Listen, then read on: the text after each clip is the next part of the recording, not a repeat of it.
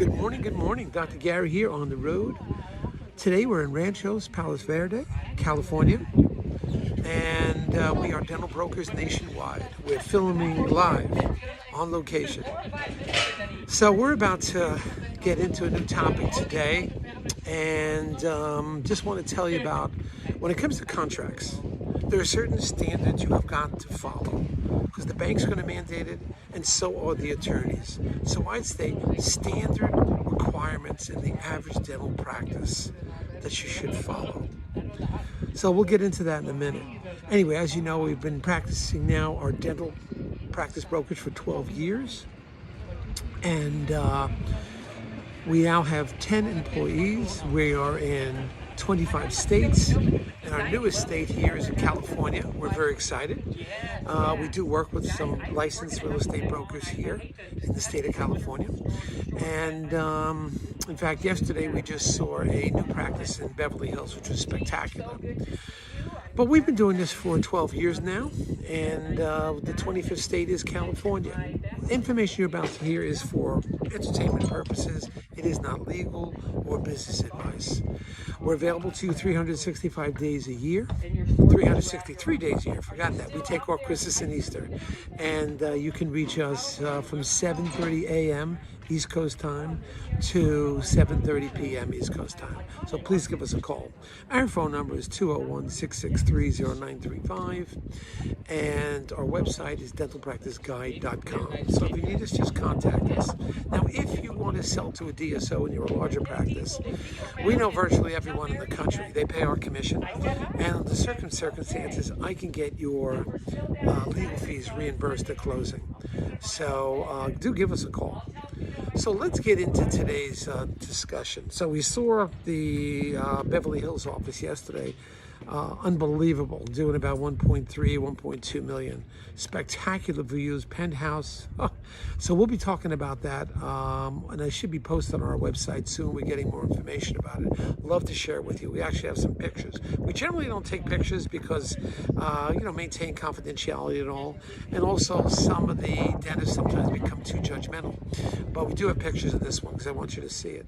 Anyway, getting with contracts and what's standard, what's protocol, you've got to follow what is the standard protocol.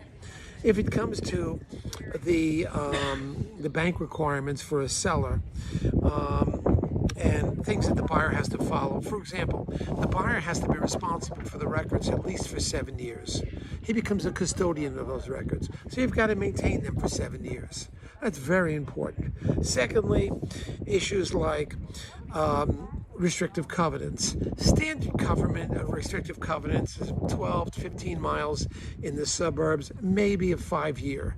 That's what the bank requires. That's what the buyer is going to require. Whatever buyer you have is going to want that restrictive covenant in there. You've got to have that, okay? And you've got to have it's acceptable, what the courts accept, and so forth. You can't buck the system as a seller and say, I want a very narrow restrictive covenant, because buyers get crazy over that.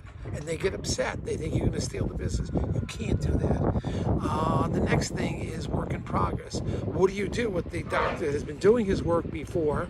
Now you have the closing and he has all this unfinished work. There's formulas to finish that work out, okay? And the attorneys will have those formulas in there. The doctor can come back as an employee post-closing, and he can finish up that work and get paid as an employee. Our phones never stop ringing, you know. My buddies are calling me. So the doctor has to finish that work post-closing, or you make an arrangement for the new buyer to finish it. But most new buyers don't want to finish that work.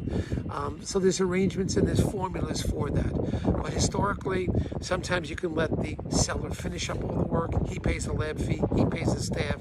He does it on downtime. Or you treat him as an employee. You give him a certain percentage, and you figure out a split with the crown seating, crown insertion, crown preparation. The same thing with the different procedures. You've got to have it's standard what goes into a contract. So you don't want to try to buck the system too much because you want it your way. You always have to default to what is the bank that the buyer is funded. The buyer is funded by the bank. What are their normal requirements? And your attorney, if you have a dental attorney, will help you with all that. Okay, access to records. Access to records is a big deal too.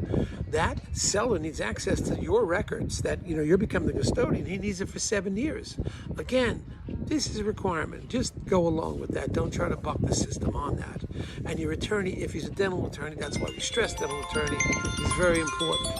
So I'm sorry. Oh, that's my staff calling me. We never stop working, by the way. Here it is, 363 days a year. It is my vacation day, but I'm working the phone and I'm making the video for you. So once again, greetings from California.